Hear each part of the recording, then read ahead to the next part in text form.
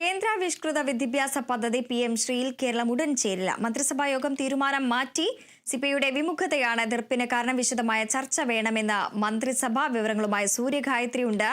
സൂര്യ, PM ശ്രീയിൽ Keralam ഉടൻ ചേരില്ല എന്നാണ് അറിയാൻ സാധിക്കുന്നത്. വിശദമായ ചർച്ച വേണമെന്ന് മന്ത്രിസഭ പറയുന്നു. വിവരങ്ങൾ എങ്ങനെയാണ്?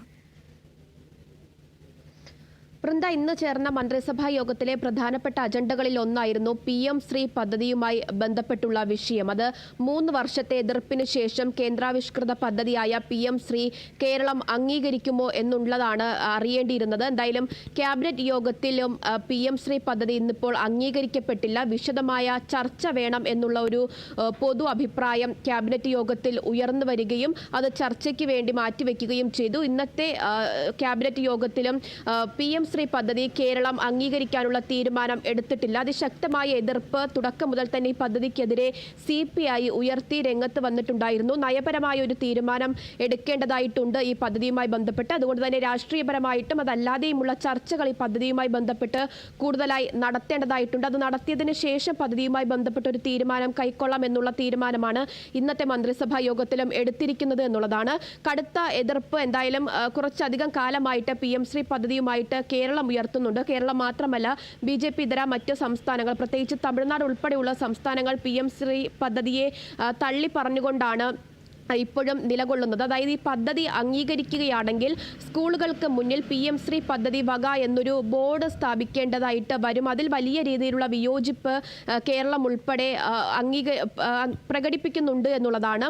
അത് കൂടാതെ തന്നെ മറ്റ് ഈ ആരോഗ്യ വകുപ്പായാലും അതുപോലെ തന്നെ തദ്ദേശ വകുപ്പുകളിലടക്കം ഇത്തരത്തിലുള്ള ബ്രാൻഡിങ്ങിനെ കർശനമായിട്ട് നിയന്ത്രിച്ചിട്ടുണ്ട് കേരളം. അതുകൊണ്ട് തന്നെ വിദ്യാഭ്യാസ വകുപ്പിൽ അത്തരത്തിൽ അംഗീകരിക്കുകയാണെങ്കിൽ അത് മറ്റ് കേന്ദ്ര ആവിഷ്കൃത പദ്ധതികൾക്ക് മേൽ കേരളം ഇതുവരെ പുലർത്തുന്ന കാര്യങ്ങൾക്കൊക്കെ തന്നെ വിരുദ്ധമായിട്ടുള്ള നടപടി വിദ്യാഭ്യാസ വകുപ്പിന് മാത്രമായിട്ട് സ്വീകരിക്കേണ്ടതായിട്ട് വരുമെന്നുള്ള ചർച്ചകളൊക്കെ തന്നെ PM ശ്രീ പദ്ധതിയുമായി ബന്ധപ്പെട്ട് നിൽക്കുന്നുണ്ട് എന്നുള്ളതാണ് ഏറ്റവും പ്രധാനപ്പെട്ട കാര്യം.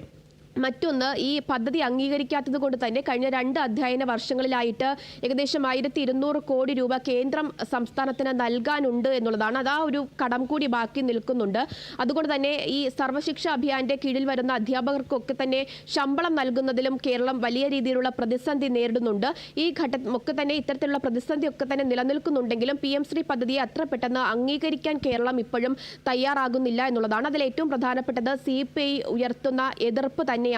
തമിഴ്നാട് ഉൾപ്പെടെയുള്ള സംസ്ഥാനങ്ങൾ PM ശ്രീയെ എതിർക്കുന്നതും ഒരു പ്രധാന ഘടകം തന്നെയാണ്. എന്തായാലും ഇന്ന് ചേർന്ന ക്യാബിനറ്റ് യോഗത്തിലും PM ശ്രീ പദ്ധതിയെ അംഗീകരിക്കാനുള്ള തീരുമാനം, അന്തിമമായിട്ടുള്ള തീരുമാനം ക്യാബിനറ്റ് യോഗം കൈക്കൊണ്ടിട്ടില്ല. വിശദമായ ചർച്ചയ്ക്ക് വേണ്ടിയിട്ട് അത് വിഷയം മാറ്റിവെച്ചിരിക്കുകയാണ്. ചർച്ചയ്ക്ക് ശേഷം ഒരു തീരുമാനത്തിലേക്ക് എത്താം എന്നുള്ളതാണ് ഇന്ന് ചേർന്ന മന്ത്രിസഭാ യോഗത്തിലും എടുത്തിരിക്കുന്ന തീരുമാനം.